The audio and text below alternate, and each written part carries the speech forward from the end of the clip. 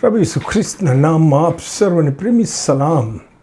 ગીત શાસ્ત્ર 110 અને 1માં દાઉદ રાજા લખે છે કે પ્રભુએ મારા પ્રભુને કહ્યું કે હું તારા શત્રુઓને તારું ઉપાસન કરું ત્યાં સુધી તું મારે જમણે હાથે બેસ. The Lord said to my Lord, sit at my right hand till I make your enemies your footstool. Hebrew ભાષામાં યાહવે અથવા યહોવાનું ભાષાંતર અંગ્રેજી બાઇબલમાં ધ લોર્ડ કેપિટલમાં L capital, O capital, R capital અને ડી કેપિટલ લોર્ડ અને ગુજરાતી બાઇબલમાં પ્રભુ તરીકે કરવામાં આવ્યું છે. હવે આપણે જાણીએ છીએ કે યહોવા કોણ છે. એ ઇબ્રાહિમ, ઈસાક અને યાકૂબના ઈશ્વર છે. એમણે પોતે નિર્ગમન 3માં મૂસાને જાહેર કરેલું. બીજું, દાઉદ એ ઈશ્વરથી પસંદ અને અભિષિક્ત કરાયેલ ઇસરાયેલનો રાજા છે, તે પણ આપણે જાણીએ છીએ. તો પછી દાઉદ અહીંયા લખે છે મારા પ્રભુ. સો દાઉદ રાજાના પ્રભુ કોણ છે? જેના માટે દાઉદ લખે છે કે યહોવાએ મારા પ્રભુને કહ્યું, હું તારા શત્રુઓને તારું ઉપાસન કરું ત્યાં સુધી મારે જમણે હાથે બેસ.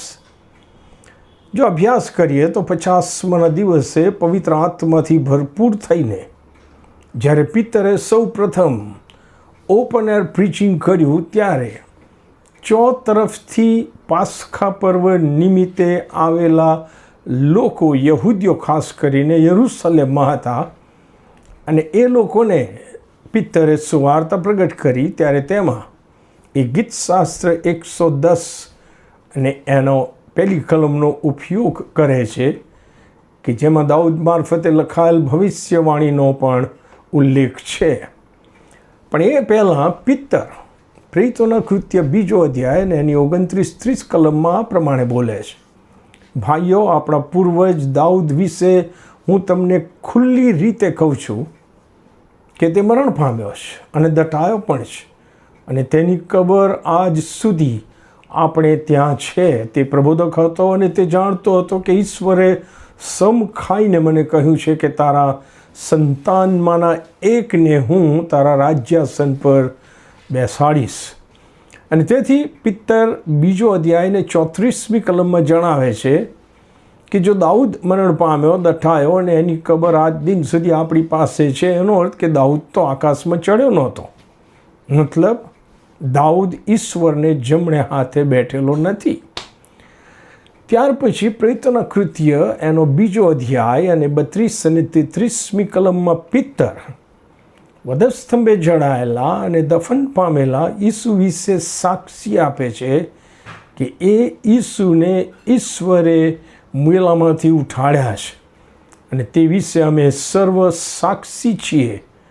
અને ઈશ્વરને જમણે હાથે ઈસુને ઉપર લઈ લેવામાં આવ્યા.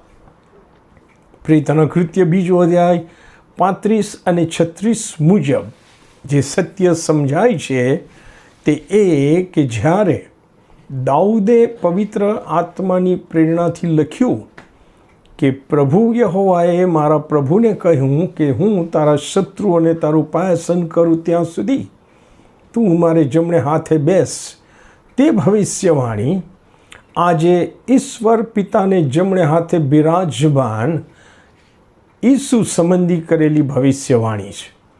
તે માટે પિત્તરે એ સત્ય જાહેર કરીને પોતાનું વક્તવ્ય પૂરું કર્યું.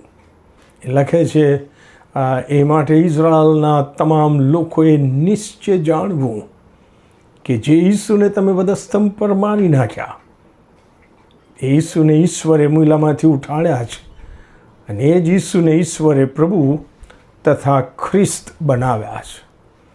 હા, માનવજાતના ઉદ્ધારનું કાર્ય વધસ્તંભ પર પોતાનું બલિદાન આપ્યા પછી મુયેલામાંથી સજીવન થયેલા ઈસુ ખ્રિસ્ત આજે ઈશ્વર પિતાને જમણે હાથે બિરાજમાન છે, અને તે આજે આપણા સર્વના માટે મધ્યસ્થી કરી રહ્યા છે. એવું સંત પાઉલ રોમી 8:33 અને 34માં લખે છે કે જે આપણા માટે ઉત્તેજન આપનાર બાબત છે.